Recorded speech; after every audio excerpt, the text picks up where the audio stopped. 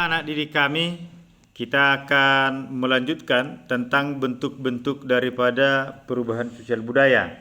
Sebelumnya kita sudah membahas pengertian daripada perubahan sosial dan perubahan budaya. Dua istilah ini ya adalah sesuatu yang saling berhubungan ya antara perubahan sosial dan perubahan budaya. Ya, namun bisa dibedakan. Kalau perubahan budaya kan kemarin kita sudah bahas bahwa itu adalah perubahan terhadap unsur-unsur budaya yang terdapat dalam masyarakat. Ya, kemarin kita sudah bahas ada 7 unsur budaya itu. Sedangkan perubahan sosial kan menekankan pada perubahan struktur sosial dalam masyarakat, ya, dan nilai-nilai sosial yang terdapat dalam masyarakat itu sendiri. Dan perubahan sosial itu sesungguhnya adalah bagian daripada perubahan budaya. Baik anak didik kami, saat ini kita akan membahas tentang bentuk-bentuk daripada perubahan sosial budaya itu. Ya, di bukumu ada itu di halaman skemanya ataupun bagiannya di halaman 70 ya. Yang pertama dilihat dari segi waktu, ada namanya perubahan yang lambat ya dan perubahan yang cepat. Kalau perubahan yang lambat itu disebut dengan evolusi. Barangkali anak didik kami pernah dengar itu teori evolusi Darwin tentang asal usul daripada manusia dengan proses yang sangat lama. Ya, bahkan hampir tidak terasa dia.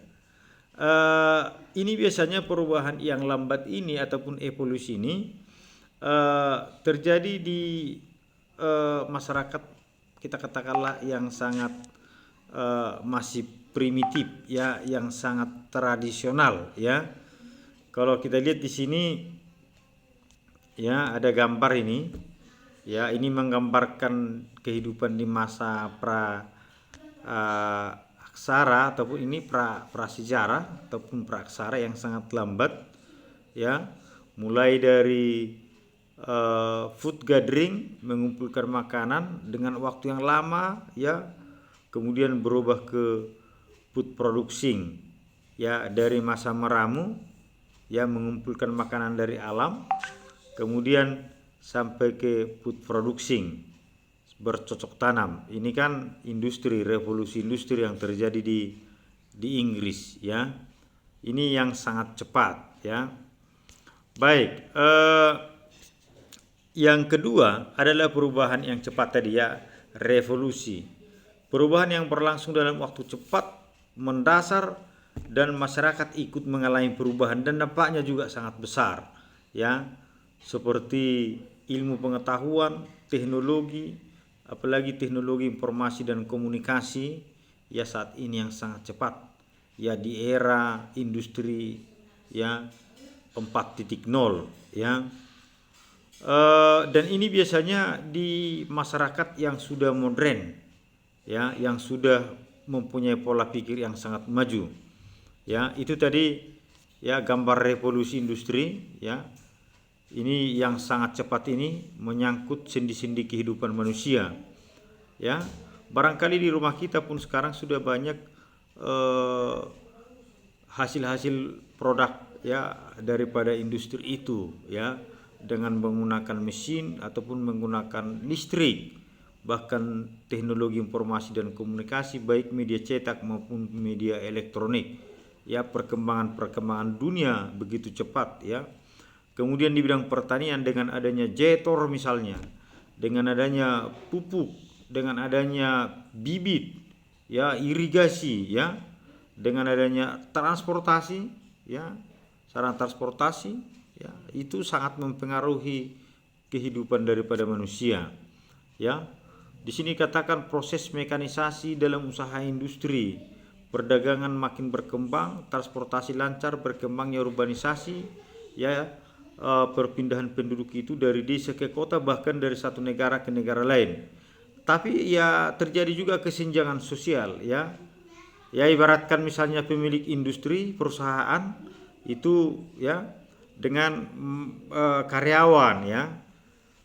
Makanya ada istilah majikan, ada istilah buruh, ada istilah kaum borjuis, ada istilah kaum proletar ya.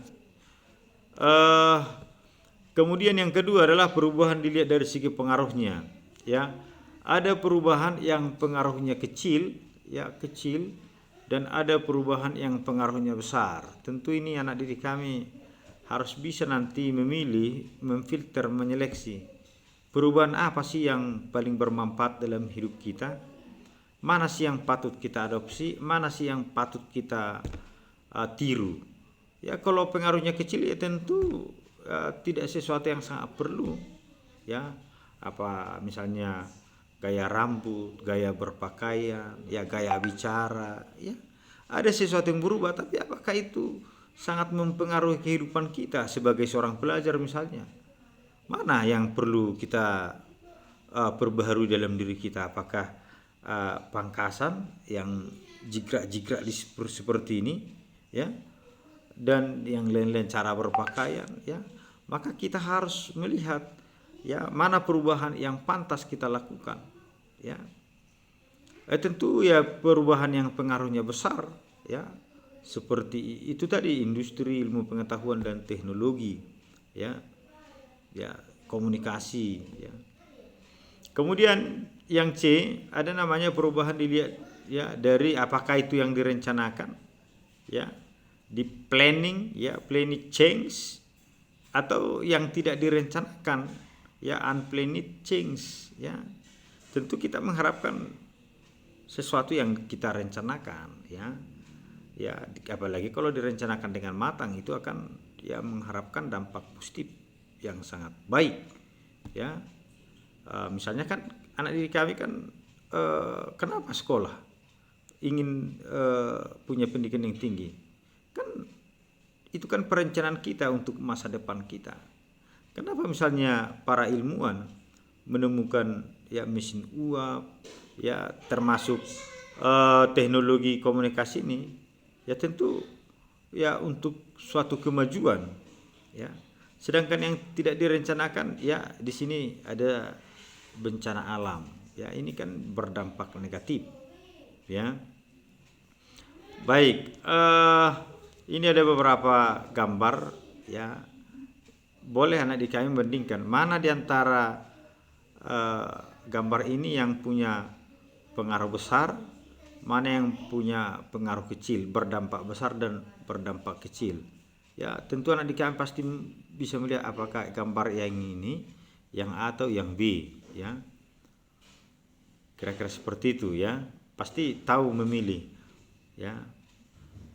Perubahan seperti apa yang diharapkan ya, yang ingin dilaksanakan, apalagi sebagai seorang pelajar. Tentu yang kita harapkan adalah perubahan yang direncanakan, kemudian yang berdampak positif, dan kita sesuaikan dengan status anak didik kami sebagai seorang pelajar. Ingin mendapatkan pendidikan yang tinggi, tentu kan supaya hidup kita berubah, hidup keluarga kita berubah ya. Nelson Mandela ya, seorang pejuang hak asasi manusia dari Afrika, mengatakan bahwa senjata yang paling tajam untuk melakukan perubahan itu adalah pendidikan. Baik anak didik kami, mudah-mudahan penjelasan singkat Bapak ini bisa dipahami oleh anak didik kami, dan tugasnya setelah ditonton ini dibuat catatannya dan buat contoh-contoh ya, contoh daripada perubahan dilihat dari si waktunya, kemudian contoh daripada perubahan dilihat dari segi pengaruhnya, dan contoh daripada perubahan dilihat dari segi perencanaannya. Sekian yang bisa Bapak jelaskan, mudah-mudahan bisa dipahami. Terima kasih.